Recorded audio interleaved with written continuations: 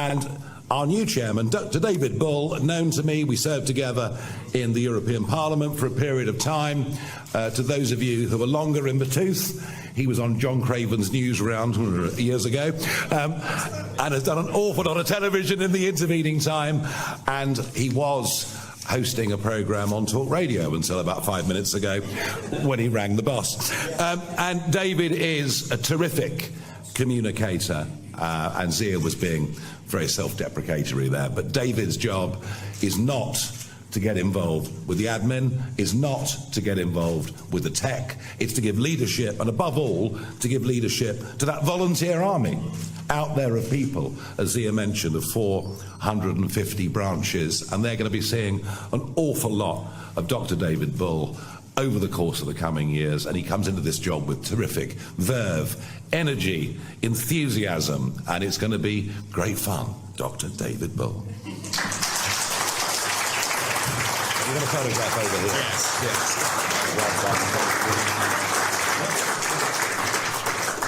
If you give a hand over, Zia, if you just pose with David for the hand, you don't need to do this one.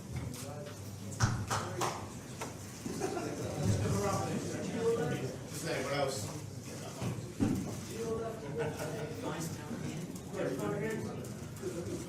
Straight ahead, please. Which one? Yeah.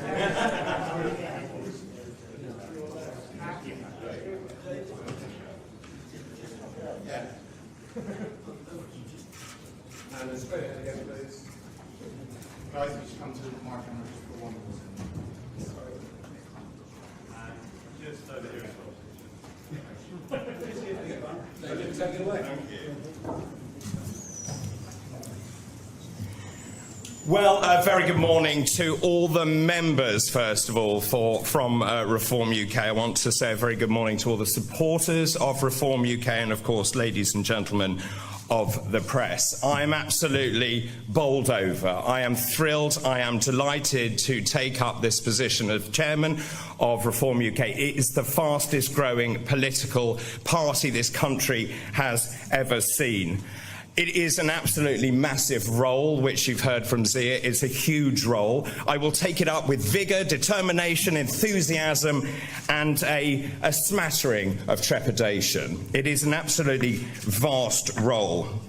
I'm also deeply honoured that Nigel has asked me to do this. We go back a very long way, as you heard. I'm absolutely thrilled that he's put his trust into me as we continue with the growth, the development and the professionalisation of the party.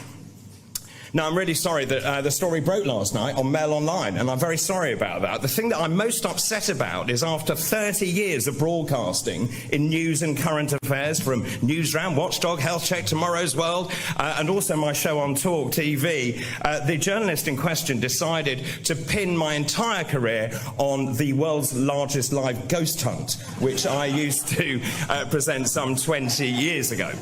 Having said that, I'm going to use my skills in the paranormal to dig around and find skeletons in the closet of the Conservative Party and the Labour Party as well.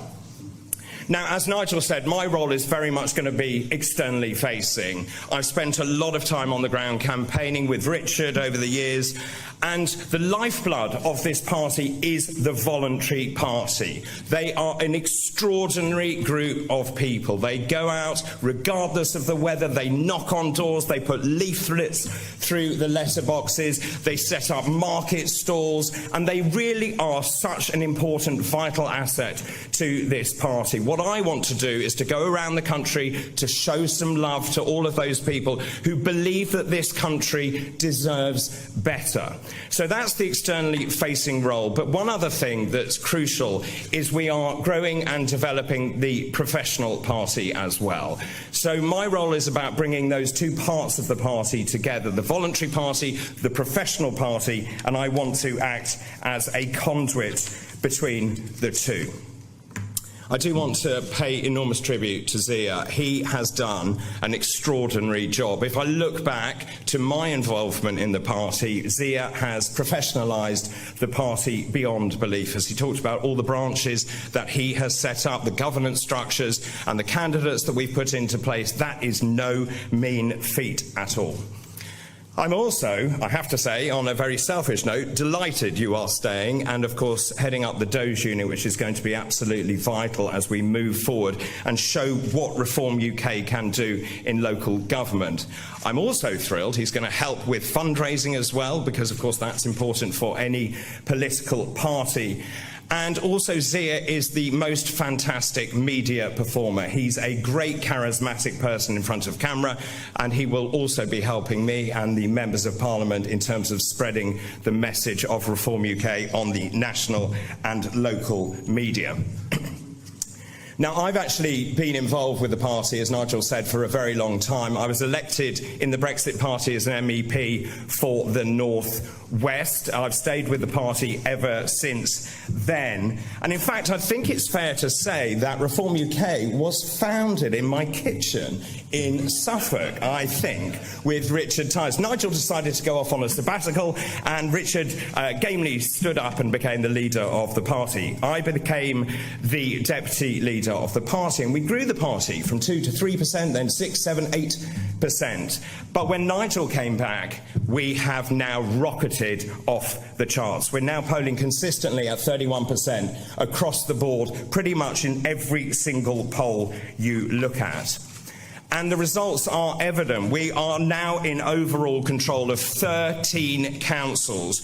We are the largest party on 2 other councils as well, Doncaster and Cornwall. We have 832 councillors across the country. We're gaining more by the day when people defect, or indeed when there are by-elections as well.